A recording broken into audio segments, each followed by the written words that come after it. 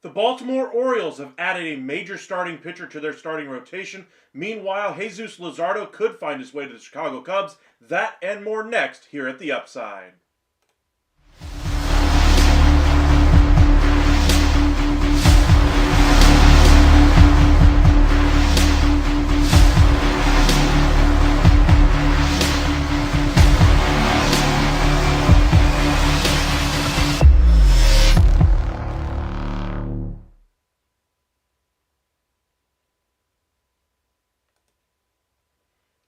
And welcome into MLB Hot Stove Daily here at the Upside Sports Network. My name is Michael. Appreciate you guys joining us late on a Monday evening. Sorry we got a little late start today anyway. Had a very long day at work, unfortunately, but wanted to get back with you guys after having such a successful week with you guys, discussing baseball, having so much fun on my off week. It was really nice just being able to enjoy baseball with a bunch of baseball fans again. So, item number one, Sugano goes to the Orioles. 1-year deal, $13 million.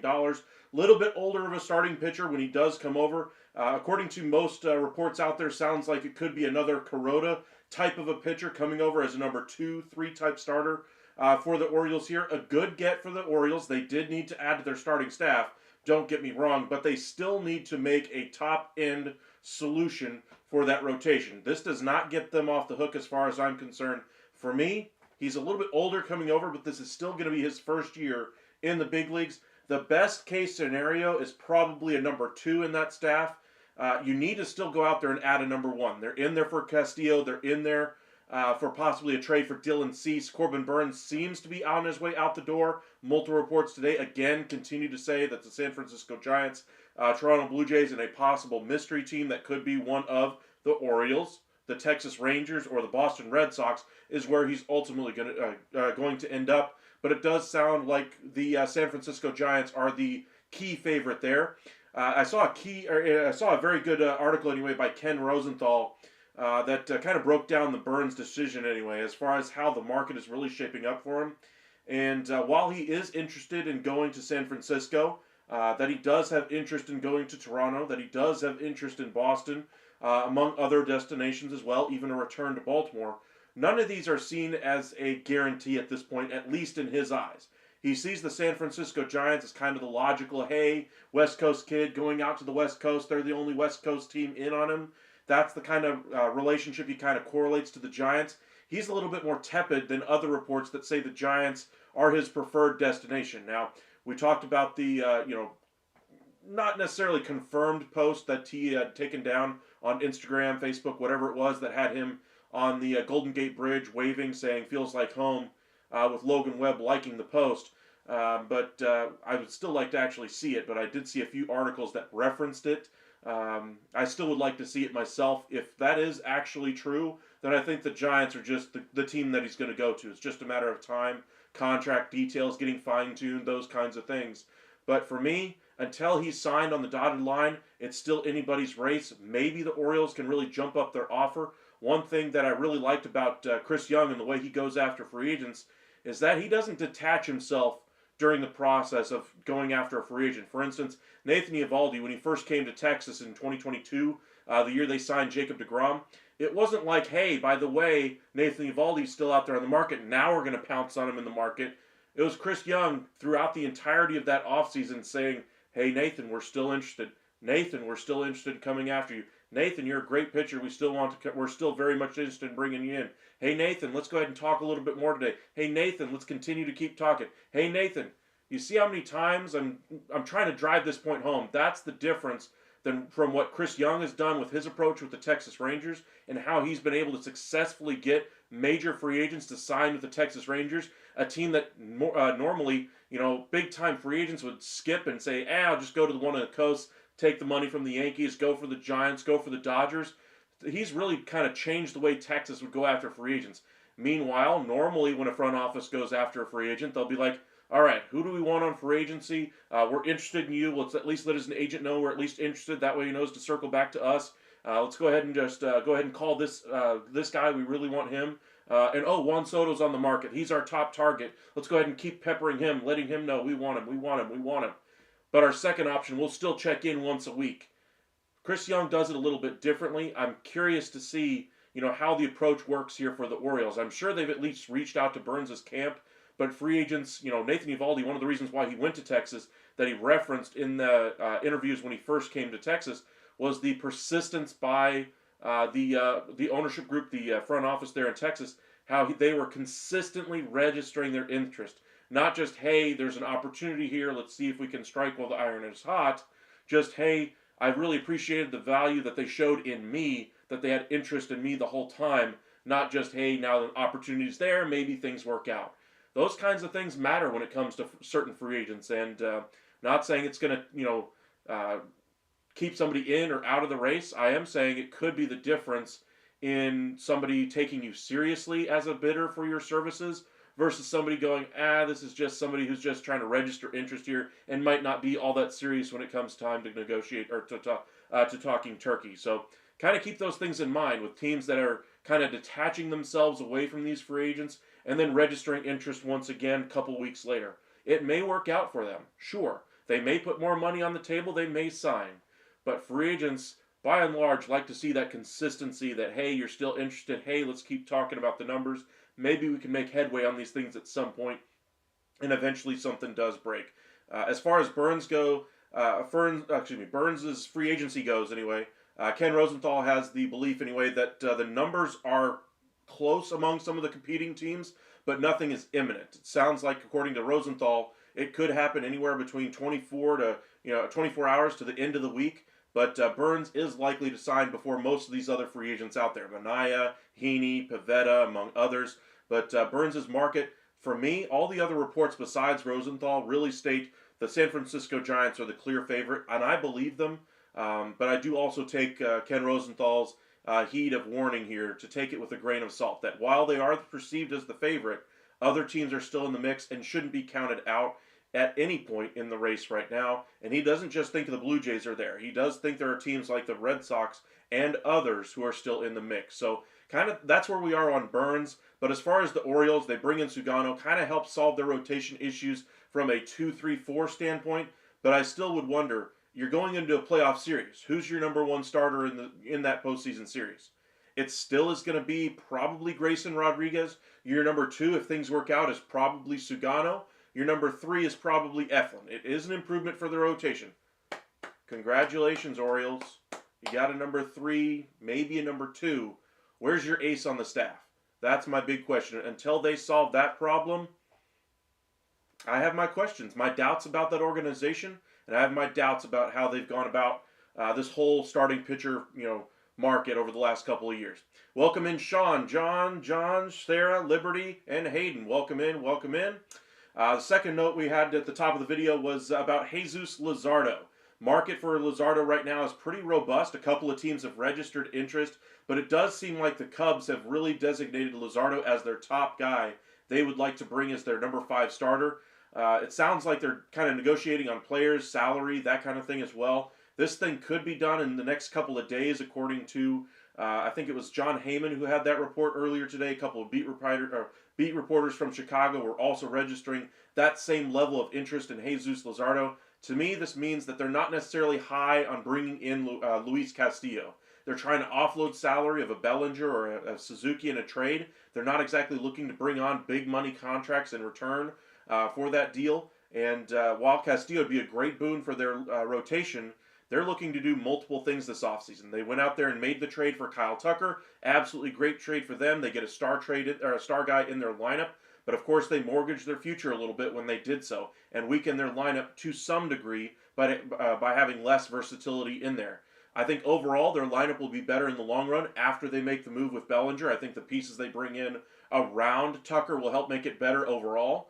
But they still have work to do. And it sounds like Luzardo is their number 1 target on the pitching side. John, what's the news on Bellinger? Still waiting on the money. John Heyman basically reiterated the same thing he had said all weekend long. It's basically a who blinks first situation right now with Cody Bellinger, the Chicago Cubs, the Seattle Mariners, and the New York Yankees. Sounds like the Yankees are the clear front runner here. Mariners may not be looking to take on the money of a Bellinger at any point, and so they might be looking for the Cubs to still retain money on Bellinger while taking the contract of Castillo if they did something like that. And it sounds like that's a little bit less likely to happen. So it does sound like the Yankees are the clear favorite to be able to bring him in. We'll see when that one gets done. John, Burnes' decision taking too long tells me San Fran is not a lockdown. That's kind of the point of what Ken Rosenthal was really saying. It's taking a little bit too long as far as the negotiations right now. And while they're still ongoing, they're not dead, but it's not exactly a surefire, stone cold lead pipe lock, as they used to say back when I was a kid on Mike and Mike in the Morning Show. But I think it's still going to happen with San Francisco, but it's not a lock by any means. If I had to put numbers on it, yesterday I would have probably put the numbers at San Francisco 85% after we got reports about the post that had been taken down by Burnes. Today, with the hesitation from Rosenthal, among others, I still think it's a favorite for the Giants, but I'm going to go ahead and lower my number down to 70%. If you're a team that's still looking for Burnes, he's still out there. The longer he stays out there, I think another team could jump in there. And if the Giants want to get this one done, they really need to tie this one down pretty quickly. I would expect it to get done here in the next couple of days with the Giants. If it doesn't, then we could really see this thing start to crank into overdrive for these other teams. You might see them sitting out there on the market and be like, what are we doing? We have a real opportunity to get a Cy Young caliber pitcher. What is it going to take? What numbers is he looking for? And then the market really expands for him. So we'll see how it goes. Let's see here. Sarah, I'm ready for this Arenado trade to go down. Couldn't agree with you more, but I'm wondering if they're waiting on Bregman to get done, and then you have another suitor who misses on Bregman bidding for his services. So I think Bregman's the domino that we're waiting for there. Liberty, my Angels making any news, rumors? They are interested in bringing in Gleyber Torres. They've made a couple of big additions to their roster already, bringing in Kikuchi, Travis d'Arnaud. I like the signing even more of Kyle Hendricks. I think that gives them better versatility in that rotation to allow younger guys to pitch in that rotation in the second half of the year. Kikuchi, I think they kind of overpaid. They paid top dollar for him in free agency, and so say they want to trade him at the deadline at some point in the future, I don't think you're going to get anywhere near the value of what Kikuchi could have brought you at, say, $15, $14 million a year. And I think you might have been able to get him for that number. But the way the money's been thrown around since his signing, Severino's addition, Soto's money, Fried's signing, I think the market is clearly in that $20 million category. And so I would have probably bowed out if I was the Angels. I would rather have gone for one-year deals, $5 to $10 million contracts, maybe sign a Lance Lynn, who's actually dropped weight and looks good this offseason. Kyle Gibson has some pretty good numbers pretty decent numbers last year anyway. Would be another depth signing for them, somebody who they could easily slot into that rotation trade at the deadline if he's pitching well. If he's not, cut him, and you've really lost nothing. And then you've allowed your young guys to, not be overthrowing themselves, throwing too many innings. You keep your development. You bring leaders in to keep that young team going forward. That's the route I would have chosen to go if I were the Angels, but that's kind of the news right now. John, what's the news on Bellinger? Still the Yankees. Hayden, any news on Bellinger? Still the Yankees, just figuring out the money. Willard, Uptown, will Nolan Arenado be traded to the Astros? I think that's a very good option right now. I think the Astros, probably the leader in the clubhouse for Arenado. We saw reports detailing as much yesterday. Not much happened over the weekend, though. We're still waiting on Bregman's deal to really happen before the market really develops for Arenado. I do believe he will be traded before spring training. It just might take a little bit of time. If Bregman signs, say, Thursday, Friday this week, I would expect Arenado to probably be traded, sometime around, or sometime after that to, say, middle of January. But I do think he will get moved well before spring training. Oh, Coral, welcome back. Good to see you again. Can I get a Tanner Scott update? The Rangers have definitely checked in on Tanner Scott. We've heard as much from the Rangers beat reporters on the DLLS podcast.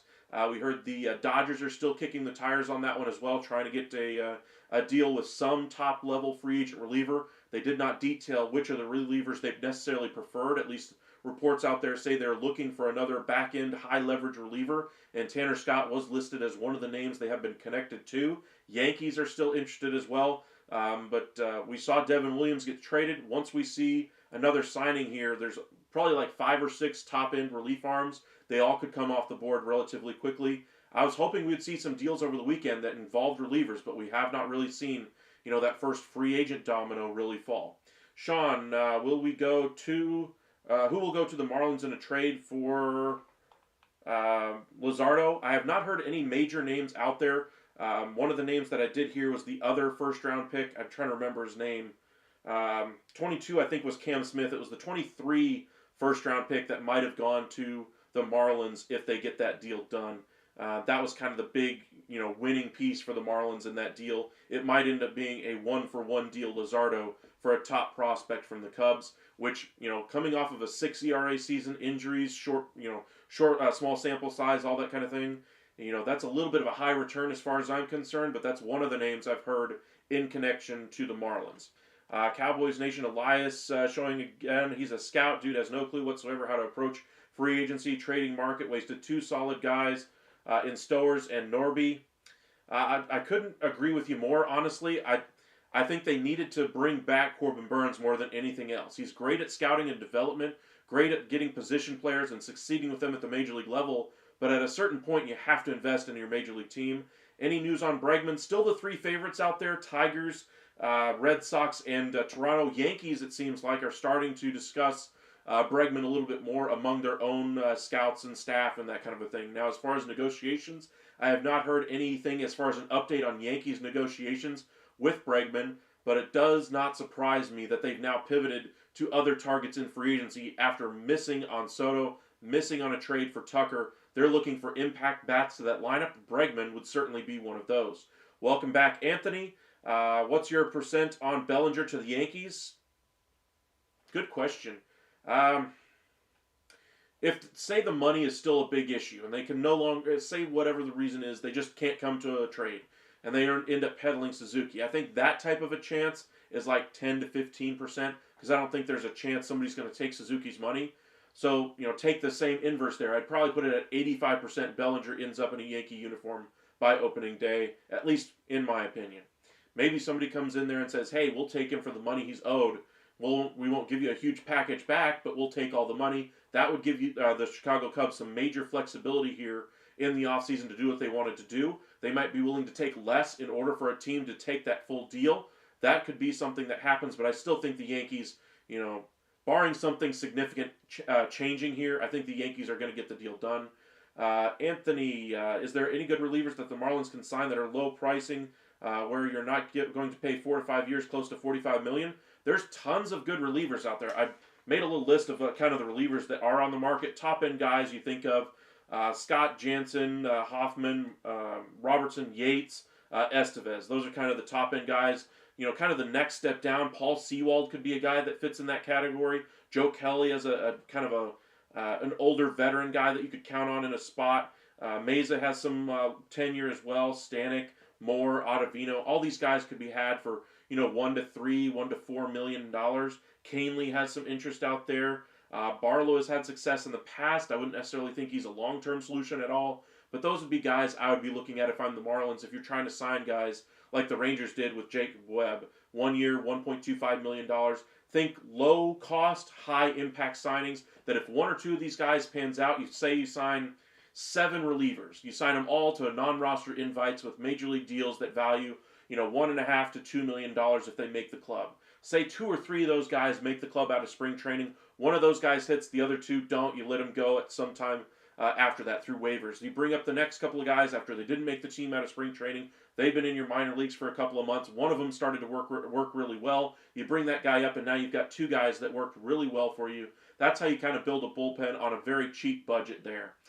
Sean, who would go to the Marlins and Luzardo trade if it happens? I think it's the 23 first, if I remember correctly, is the name that's been mentioned. Welcome in, Nerd Police. I think it's the first time I've seen you chat in our group there. If you guys are new here, make sure you guys hit that like and subscribe. It really does help us out. We've gained about 150 subscribers in the past week alone. So thank you guys for joining us. It's been a lot of fun going over baseball with you guys in the offseason. We're the only show that really goes this far into the waters of free agency, giving you all the rumors, the speculation, trade possibilities, keeping you up to date on all the reports that are out there from all the national and local beat reporters. So be sure to hit that like and subscribe. MLB Network does not even do that for you anymore. So nobody else is going to do it. If you enjoy baseball, if you like the content, hit that like and subscribe. Alrighty, Nerd Police, Kikuchi was a steal compared to some of these others. I guess if you're comparing it to, say, Juan Soto's money of $765, but as far as starting pitchers, he still was paid at the upper ranges of what he is worth. I mean, sure, a win is worth, what, $8 million, $8.5 million now in Major League Baseball. So Kikuchi was worth, what, 3 to 4? I can't remember what his WAR ended up being. But Kikuchi, if you're a team looking to trade for him right now, would you take him at $20+ million? Would you be willing to give up a top 5 prospect off your roster in order to bring him in at the $20 million price tag? Would you be willing to take on the extra years on that deal? That's why I say while he did really well as a free agent on the market, the Angels, I think, paid him at top dollar value when they really need to be trying to save those dollars, go after 1-year contracts, spin those guys off, and continue to churn and build that prospect pool. Remember, they're still suffering and reeling after going after tons of pieces to help in that Shohei Ohtani arc. Ultimately, it fell flat on their face. They got nothing in return for Ohtani, essentially. And, this is where they're stuck right now. They need to fill out that roster, fill out that prospect pool better. And I think Kikuchi was it was a good signing, don't get me wrong. They needed some starting pitching, but they really should have invested that money between a couple of different players on 1-year deals that they could have easily flipped at the deadline. Maybe gone after one of these closers. Closers are high value. If they succeed in the first half of the year, you can flip them and get decent prospects in return. That's what I would have done if I'm the Angels. If I'm a team in a rebuilding situation, one way I help my team rebuild, sign 1-year, maybe 2-year deals with high value pieces in the past. For instance, last year, Kirby Yates was a great value on the market for the Texas Rangers. 1 year, $4.5 million. If I was a team in a rebuilding situation, I would have done the same deal for Kirby Yates, maybe even offered him $5 million. $5 million in today's game is basically nothing for a 1-year deal. And if it works out, you saw how good Kirby Yates was. If the Rangers were necessarily a seller at the deadline, you would have gotten a very good package in return for Kirby Yates. And that's just a $4.5 million investment. That's what I would have done if I'm the Angels. Hayden, what do you think of Max Fried's conference? I did not catch it, unfortunately. Today I had to work. But I will check it out for you. Willard, John, Dodgers talk like they've foregone conclusion to go to the World Series next season, but don't forget, no matter how much talent you have, you can't buy a World Series. Plus, every team in MLB will be waiting. Sure, they will be the hunted rather than the hunting, I suppose, is I guess your point there. But I still think the Dodgers are far and away the best team in baseball right now. It's not really close. You look at their top 4 in that rotation. You're talking about Ohtani when he comes back healthy. You're talking about Glasnow. You're talking about Yamamoto and Snell. Now, sure, there's red flags, injuries all over the place. They're still going to possibly have Gonsolin, May, etc. at the number 5 spot in their rotation. Maybe Kershaw comes back. Scherzer's been mentioned. Maybe they bring in Sasaki. That's going to be a lethal rotation. They have a very good lineup, and it's still going to get better. They're going to add to their bullpen. The Dodgers are still a very good team, but it still has to be done on the field, so I get your point there. Welcome in, Sean. Appreciate you for joining us. I think this is the first time I've seen you comment. If you want to hit that like and subscribe if you're joining us for the first time. We're at about 62 viewers at the moment, so thank you guys for joining us. Alonso, according to the show podcast featuring John Heyman and Joel Sherman, they view the New York Mets still as the favorite to bring in Alonso. They're discussing it. Nothing is imminent, though. It does sound like, according to multiple reports, Ken Rosenthal reporting that the market is around $180 million over 6 years for Alonso, which sounds about right. I mean, the money is really ticking up now with Juan Soto's deal. There's a lot of money this year in baseball. Even teams not in contention, not looking to compete in 2025, are still spending $20+ million on a starting pitcher. First basemen have not been paid over the last 5 or 6 years. Freeman was really the only one of that group besides Matt Olson to get paid. Now it's the turn for Pete Alonso, and next year Vlad Guerrero Jr. is going to get paid. But it sounds like Mets are still the favorite. Yankees are at least discussing the possibility, among other teams as well. Anthony, what are your thoughts on the trade? The Red Sox get Luzardo, Marlins get Cespedes, Romero, and Sandlin. I don't think the Red Sox would do that. I just don't think they would give up their young pitching core that they have right now. I think if they were going to make an addition to their starting staff, it would be at the top end of that rotation right now. We're talking, Corbin Burnes level investment. If they're not going to do that, they're just going to go the cheaper route then in free agency for, say, a 1-year, $4 million for a Martin Perez or a stopgap option that can come out of the bullpen, in a long relief role to start the season. And then when you have injuries, he can have that major league experience to step in, be a fill-in starter at that point. But I don't think there's any chance Luzardo goes to the Red Sox. Hayden, after the Yankees get the deal done with Bellinger, what do you see them doing next? I think they're still going to be looking for offense. I think they're looking at Bregman. I think they're going to look at the possibility of Christian Walker at first base, Teoscar Hernandez as well. I think that's their next three after Bellinger. Paul, welcome in. I think this is the first time I've seen you chat today. Appreciate you joining us. We are having a good night. Long day at work, unfortunately, but we are here for you guys once again. Heel, if Bregman signs elsewhere, they don't get Arenado. Do you see the Astros trying to put Kim, putting him at third base? That could be a possibility. Teams that are looking for more of a good defender should be looking at Kim. I would be surprised if the Astros just kind of held on to the money, brought a first baseman in instead. Christian Walker, they have had serious ties to in the past. Santander, of course, in the outfield. But I think Paredes, at that point, would probably be your third baseman there in Houston. Hayden, when do you think Max Fried's conference is? Oh, I did not. Okay, I get your question now. I would say probably this week at some point. I don't think it's going to be anything that we have to worry about. The only reason why you really hold off on conferences is primarily you have other irons in the fire. For instance, in the NBA, you have the window of which you can talk to players for about 3 or 4 days. Then you can start signing deals. Obviously, in baseball, it works a little bit differently, but we already have the contract agreed to.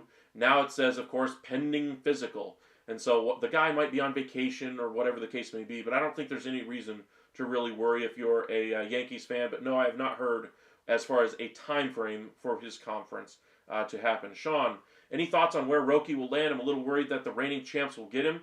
I would be more than a little worried. I think they're probably a 75-80% chance of bringing him in. I still think there are teams that are still in the hunt that could make a legitimate case for him. Like, I think 8 teams now have meetings set up with Sasaki's camp already. But I would say that outside of the Dodgers being the overwhelming favorite to sign him, the next 4 for me, Padres, in no particular order, Padres, Giants, Rangers, and Mariners. Then you get into the next tier of teams, the Mets, the Cubs, the Yankees, and then pretty much everybody else besides the Marlins, Rockies, teams like that would be in that last category. But I do think we're going to see his signing after January 15th when he can sign for the most money. Don't think there's anything nefarious going on. I know we had people in our last chat going, well, they've already talked about contracts with him. They can't really do that. They already have it already ready to go. Yeah, slow down. I mean, we knew what his contract was going to be a year ago. So it's not exactly tampering or foul play or anything like that to do with anything nefarious. It's just that once you get to January 15th, the international bonus pool that you use to be able to sign international free agents under the age of 25 resets. At that point, that's the time frame when you can start spending money for the year of 2025 on international free agents under the age of 25. Sasaki will qualify for that, and that's what he's going to be limited to as far as signing with other teams. That's why the contract, I believe, is going to be around $5.1 million, I think is what I've heard the number at right now. But, teams are trying to get their guys signed this year on the 2024 side before they get to 2025. One team is going to get Sasaki, so it might take, if you're another guy at the top of the free agent or international free agent market, you're a 16-year-old, dynamic center fielder, from Cuba or whatever the case may be, you might be the number one guy in any other year. But because Sasaki's on the market, you're going to have to wait and figure out your deal after that. So we'll see what happens, but I do think Sasaki will end up with the Dodgers. Anthony, the first two position players, Santander is a pitcher. I still don't like the deal for Luzardo going to the Red Sox. I think the Cubs are definitely the team for Luzardo. It sounds like they're trying to figure out the deal itself, but I would expect, 95% chance right now that I would say Luzardo ends up in a Cubs uniform by opening day. Paul, any Burnes mentions out there today? We did get a few, one from Ken Rosenthal, basically saying cool your jets on the Corbin Burnes market right now. We'll see where the market ultimately ends up, but it sounds like things are moving a little bit slower than what we had originally hoped for over the weekend. But it still sounds like the Giants are the leader in the clubhouse. Blue Jays should be given every ounce of respect in that negotiation, though, along with other teams like the Red Sox and any other quote-unquote mystery teams that may still be in there as well. Anthony, are the Giants really the favorite for Burnes, or is that just hopeful Giants fans? Giants are still perceived as the favorite, the overwhelming favorite by most media reports. Even by more tepid reports out there, it still seems like the Giants are the favorite. It just might take a little longer than what we were hoping for. Heel, I think the Rangers are the favorites to land Roki because Sai flew to Japan, from what I hear, to scout him, and that probably means a lot. So Sasaki, that does mean a lot. If you guys remember when CY got promoted to being the president of baseball ops or GM or whatever, I think his president of baseball ops is what he is now, but basically taking over for John Daniels. Where was he when he got that promotion? Anybody have any idea? I'll give you a hint. It wasn't in the continental U.S. He was in Japan, scouting international players. Sasaki was one of those players he was looking at. I'm sure he has a connection with his family, with the agent, with everybody over there already, so I'm sure he's already got a rapport with them. It's just a matter of whether or not they can get the deal closed, so I'd say they have a pretty good chance of it happening, but I still think the Dodgers are the overwhelming favorite for him. Hayden, can you see the Yankees just going with Ben Rice at first base as a stopgap until Murakami or Vlad are free agents next year? No. I think Ben Rice might be in a platoon at best, but I think they're going to add a first baseman on some level this year. Hayden, Yankees do have a presentation for Sasaki. They do. Jays make a major move today, signing a backup catcher. They agreed to a minor league deal with Ali Sanchez.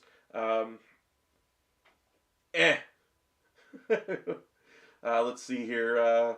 Anthony, who do you think the mystery team is for Burnes? If there is one, I'm thinking the Dodgers. I have not heard of the Dodgers in that at all. The teams I've heard are the Red Sox, Orioles, Rangers to some degree. And I heard one guy try to make a case for the Brewers being the team. But come on. The reason why he was traded was from the Brewers is because he had a contentious arbitration with them. They knew he wasn't going to sign there. There's no chance he's going back to Milwaukee. So whoever posted that article that I saw earlier today, get out of here with that. Let's see here. Corey, welcome in. I think it's the first time I've seen you chat in our group here. Thank you guys for joining us. Hit that like and subscribe. If the Mariners were to release Haniger or Garver, would that add to their available money? No. Does Eaton money go in a different category? No, it still counts for tax purposes. I get what you're trying to say, but the Mariners have a strict budget this year of adding $15 million in payroll. What does that mean for them is that they can't really do anything else, and it's all self-imposed. Beat reporters for the Mariners have been basically arguing against it, saying they need to invest in this team. Best rotation they've ever had in Seattle, and yet, they had 1 year of it. You're not going to let this group stay together because you're going to have a self-imposed budget of $15 million. Ryan Divish had a great article on that specific angle of it. But if they want to add to this roster, say they want to bring in a Bellinger, without the Cubs retaining salary, you're going to have to offload some significant contracts of your own to be able to bring him in. And that's why I think they're probably a second place team here to the Yankees. Why the Yankees are considered the favorites, because they can afford to take him on. Mariners, meanwhile, are going to have to offload, looks like Luis Castillo before they really make some major additions to that lineup. I wouldn't be surprised if they try to bring in a bat like Santander, since he's kind of, the last one standing out there in free agency. It sounds like Teoscar is going to be signed before him. Sounds like Bregman, Burnes, all these other guys are going to fly off the board. And then possibly a team like Toronto could end up getting him, because nobody else has taken their money as of yet. But, we'll see if the Mariners jump into the free agency at any level. We'll see where they go. Hayden, if the Cubs really do really bad going forward and Tucker does really well, can you see them trading him at the deadline? Absolutely. Say they're 30 games under 500 by the time we get to the trade deadline. They're trading Kyle Tucker. I'm sorry. That's not exactly a great experience for Kyle Tucker. Cubs are going to see the writing on the wall that even if they had the high bid, it's still Chicago. It's expensive to live in Chicago. It's going to cost them so much more to go there rather than to say another team. We're not even going to talk about the tax issue or the rest of the competitive issue. You have to worry about or what you're getting, what your protection is in the lineup. Right now, there's not really any protection to speak of in that lineup for Kyle Tucker. There's some good, decent pieces in that lineup, but nothing you're looking at going, hey, that's an aircraft carrier. That's an aircraft carrier. Kyle Tucker's the one guy, and they need to add pieces around him this offseason. We'll see what they end up doing, but for me, I could easily see them flipping him at the deadline if they're 30 games under 500. Do I think they will be? No. I think they'll probably be around 8-7 games out of first place in the division when it comes to the trade deadline, and then they'll try to push for the postseason. They're all in on 2025, and I don't think they're going to give up quickly. I think this is more about, I'm wondering if we're seeing kind of some cracking here on the periphery for the Cubs. While the Blue Jays are all in for this year because they're trying to save their jobs in the front office, I'm wondering if we're getting the same vibe here from the Cubs, just without necessarily the headlines that Toronto's been giving about their front office for those same reasons. John, after the Bellinger deal is done, what do the Yankees do next? If I'm the Yankees, my first call after bringing in Bellinger would be to Bregman. I want Bregman. I think he'd be the greatest impact bat that's left on the market. He would solve my defensive issues at third base. Bellinger would then be my first baseman. You'd still have to bring in a center fielder, but I would love to see them go after Bregman next. What do I think they will do after Bellinger? Probably a combination of Walker or Bregman in free agency, maybe even Teoscar Hernandez. Hayden, can you see Vlad getting traded earlier either this offseason or trade deadline? This offseason, not a chance. Deadline, possibly if they're out of it by the deadline and they don't think they can extend him or sign him after the season. That's when I think they try to move on from Vladdy, and you're going to see a lot of headlines about it through spring training in April, in May, in June, and it's going to be a big talking point around the Toronto Blue Jays. Hey, this is your front office isn't signed. Are you expecting a regime change after the year? Or is your manager going to be here after the season? And that's going to happen before the season even begins. That's a lot of pressure to put on that team. A lot of question marks around that organization, and a big reason why they haven't been able to lure a free agent this offseason. I believe even with the money they're willing to spend on these guys is because of that uncertainty. So we'll see what they do, but I do think there's a chance Vladdy gets traded at the deadline if they're out of it around that time. Got 65 of you guys with us right now. Make sure you guys hit that like and subscribe. It really does help us out. Let's go ahead and flip over to X, just see if anything is happening before we wrap up for the evening. Another small minor league deal. A lot of minor league deals over the last 24, 48 hours anyway. But the big deal, of course, Sugano goes to the Orioles, 1 year, $13 million. That's the one big impact move today. I wonder if this gets the ball rolling with the rest of the starting pitcher market around that $13 to $15 million market. So guys like Andrew Heaney might see their market start to pick up now with Sugano off the board, now that they have someone in that kind of a price bracket that they can compare to. So we'll hopefully see some activity tomorrow. Not a whole lot of activity today other than Sugano. Honestly, it's been dead since the weekend. Friday was the last real active day as far as free agency or trades. And mainly trades have been the thing going down since the end of the winter meetings. So hopefully free agency will pick up now. We're into the week, into the work week, and teams like to try to get things done before Christmas. Chris Young was asked after the winter meetings, he didn't think anything would happen before Christmas. And another reporter is like, what? What do you mean? It's basically, 2-3 weeks until Christmas. And Chris Young's like, what do you mean? I thought it's the 18th. And he had to be reminded as to what day it was. That tells you how far down the rabbit hole these guys are when they're in these negotiations. They're not necessarily worried about a date on a calendar at this point. They're more worried about getting involved in those conversations during the winter meetings, getting home from the winter meetings, resetting everything. And then one thing we usually see after the winter meetings is the week or two afterward, now that they've gotten kind of the bearing of where they are in free agency, they get a really good idea of what free agents are legitimately possible for them to sign, others that are out of their price range, and then trade targets that they may or may not have expected. So I would expect a fairly active week this week after a very slow weekend. So, we kind of needed as baseball fans, had a pretty good active MLB winter meetings. That was fantastic, had a lot of fun. One of the more active winter meetings in recent memory. And we just need to get things rolling again. And I think we will see some activity. If baseball started today, who do you think had the best offseason? I would guess the Mets. Good question.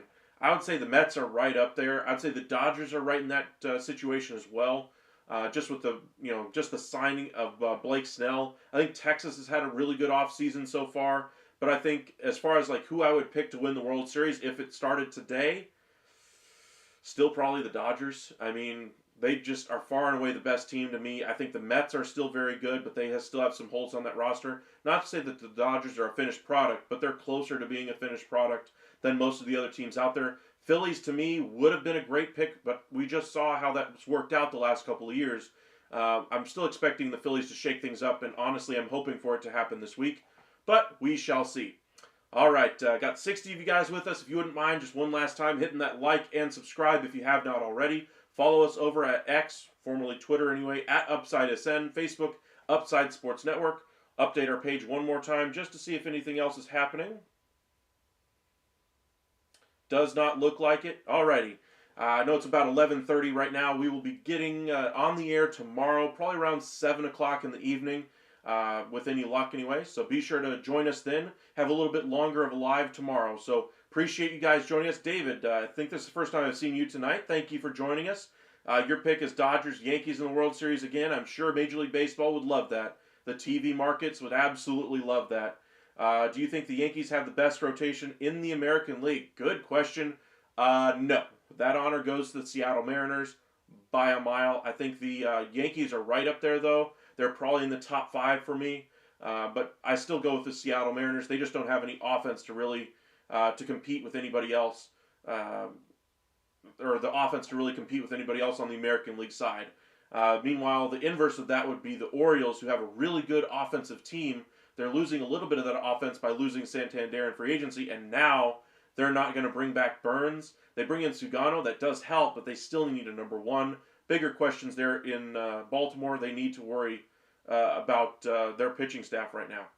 As long as our Cowboys Nation, as long as there's no cap, unfortunately, probably. But I don't think baseball needs a cap. But I mean, there's ways to get and be competitive in every single market. I mean, the Rays are very competitive year after year. I'm not saying that every team should do it that way. I'm not saying every team should do it the way the Dodgers do it. I'm not saying every team should do it the way the Angels or Mariners or Texas Rangers. Your market is your market. You make the best with what you got. Some teams build through young players. Some teams build through free agency. Some teams do great with trades. Some teams do better with the draft. Some teams are better at contract negotiation. Some teams are better at not doing that and just doing the trade kind of a thing. So we'll see. There's never going to be a cap in Major League Baseball. I get all the fan bases out there, saying there needs to be a cap from all these mid-markets and small markets saying there needs to be a cap. There's never going to be one. As much as you might think, or it's a great idea, that I might agree that it's a great idea, might be the greatest thing we've ever seen in human history, it's never, ever, ever going to happen. As much as you might hope for it, so it's not worth wasting our time debating it. It's simply not going to happen. So, we have to live with what the system is that we have. Tax issues, the repeater tax kind of works as a self-imposed salary cap. We see teams bump up against that for the first year, the second year, the third year. They're like, wait a minute, what should I keep doing here? What are my issues here? Do I really need to keep spending at this level, or can I offload a contract or two? Year 4, that tax gets very exorbitant. We haven't really seen a team get to that level yet. So to your comment there, if it definitely needs a cap, that kind of functions as one right there. Hayden, if the Mariners Do trade Castillo. Do you think they still have the better rotation than the Yankees? No, I don't. I think they have a great 1 through 5 in that rotation. You remove Castillo. He's the one solid veteran of that group. I love Gilbert and Kirby at the head of that rotation, but that's a very young rotation without a veteran in that group to keep those young stallions, calm down when it doesn't start to go their way. So I still would rather have a good veteran, a high quality veteran like Castillo there, but financially, I don't think they're going to be able to keep him if they want to add anything this offseason anyway. Welcome back, Joshua. Luzardo is a scrub. They have shopped him 2 years in a row. The Cubs are dumb. 512 innings, 258 runs. I mean, he had a 6 ERA last year. Bigger issue for me is the injuries around Luzardo. So, I think he's a decent pitcher when he's right. Do I think he's a difference-making pitcher? No. But we've seen several teams value him as such, and the Cubs certainly are the team right now that seem like the heavy favorites for him. Like I said, I'm still expecting him to go to the Cubs. Overwhelming favorite there. I would expect it to happen here in the next, probably 3 to 5 days.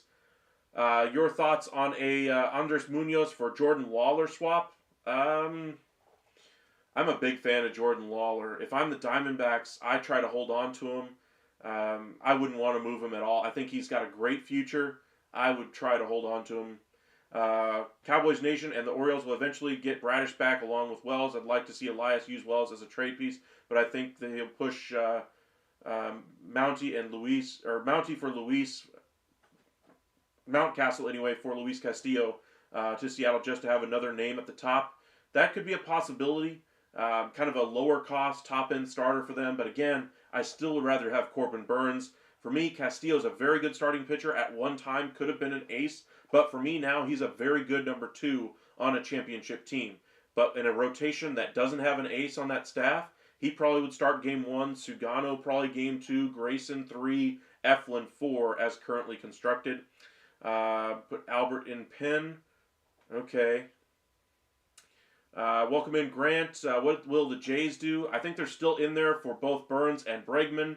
I think they might end up being a bridesmaid once again for both of those guys. So they may end up with guys like Sean Manaea or Anthony Santander, kind of that next level of free agency. Maybe Nick Pivetta. Haven't really heard Pivetta's name with the Jays too much, but they're still very much in on Bregman. To me, that would be the perfect piece for them. Even that, I thought, would have been the perfect piece before Juan Soto came off the board. Soto would have certainly given them some legitimacy this offseason, but I think Bregman would be every bit the player they need him to be, both for this year as they try to compete, and if it doesn't work, you lose Vladdy Bichette, you move over Bregman to short, solves your issues there. So I think the Jays should and will go after Bregman. Just can they get it across the finish line? Is the Yankees and Bellinger deal done? Is it just the money that's holding it up? Essentially, players are agreed to. Hayden, it's just the money that is holding things up. Yankees expect the Cubs to be able to retain some of that salary for the players they'd be willing to give up. Cubs are, wanting the Yankees to bite down on that whole bit. So we'll see who ultimately blinks first. That coming from John Heyman. David, Yankees, please play some young guys like Peraza and Rice. I think they'll play them, but I don't think it's going to be nearly as much as some Yankees fans might hope for. I think they're ready to win now, and you don't really, allow those young guys to take at bats from guys who are proven at the major league level. Now, if they earn the playing time, absolutely. Rice was a good piece for them last year. But I think they're still going to try to seek an improvement over him at first base. I think they're going to look for a third baseman. They're still in the market for Bellinger, who could play the first or center. They're in the market for Hernandez as well. Alrighty. Cowboys Nation, I agree. Season ticket holder, and I hope we bring Burnes back. But I lived under Angeles for 30 years. Just found your stream. Great takes. I definitely subscribe. Thank you. Thank you, Cowboys Nation. I appreciate that. I'm guessing, are you a Cowboys fan in Baltimore area? That's impressive. Okay. That's a different type of a fan. All right. But we accept all baseball fans here. Whatever team you're a fan of, we accept you. Join our stream. Have some fun with us. There's nowhere else you're going to get content like this. I've kind of made the point over the last couple of days how there's really nowhere out there you can talk, about baseball with fans like this. I mean, sure, you have Hot Stove, but that's more of a variety show at this point.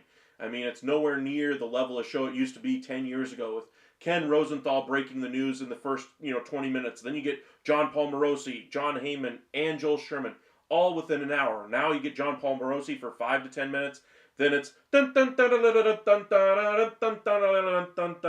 after that. Like, come on now, what are we doing? And then you lose shows like MLB Now. You lose shows like High Heat. You don't have anywhere else to go besides MLB Tonight, and they're just a highlight show at this point. And hey, this guy's great. Let me tell you how great he is. Not anything like this. So we try to keep you guys up to date on all the latest rumors, speculation, let you guys give us your trade ideas, where a guy should go, whether the deal is too much, too little. We don't get that kind of discourse anymore, so we try to give you guys an outlet for that, especially in the offseason. Absolutely love the winter meetings. I take off for it every single year. I cover every single MLB, NHL, NFL, and NBA trade deadline as well. So, I hope you guys enjoy the content, and we're going to keep bringing it to you. Gained like 150 subscribers last week alone during our winter meetings coverage, and it's really helped boost up the channel. And it's been a lot of fun enjoying baseball with you guys during the off season. So thank you guys for subscribing. Thank you guys for joining us. It really does help us out when you hit that like and subscribe. Last comment here, Hayden. To me, it makes sense why the Yankees want the Cubs to eat some of the money. I feel like it should be 50-50. Bellinger does make a pretty penny. Yankees have the money, sure, but they have other interests in free agency that they want to go for. And understandably, if they're going to bring in Bellinger and take on the whole bit of money, I would give him pittance in return if I'm giving him back to the Cubs. Obviously, the Cubs want a good return for Bellinger. If you want a good return for Bellinger, maybe a 50-50, retaining on the salary would be pretty reasonable if you're a Cubs fan. So they have other priorities. Maybe saving $15 million right now, spending, say, $10 million, $8 million for Luzardo, and then adding a bat to that lineup to replace Bellinger is the best way to go. But we'll see what they ultimately end up choosing to do. Thank you guys for joining us tonight. We'll be back again tomorrow around 7 o'clock. Be sure to hit that like and subscribe. Hopefully we get Corbin Burnes news. Please let us get some Bellinger news and just some activity. I mean, Saturday, Sunday, just absolutely dead. Today, only one real significant transaction in Sugano. Let's hope and pray for a better, more active Tuesday. Thank you guys. We'll see you guys again tomorrow night. Y'all have a good one.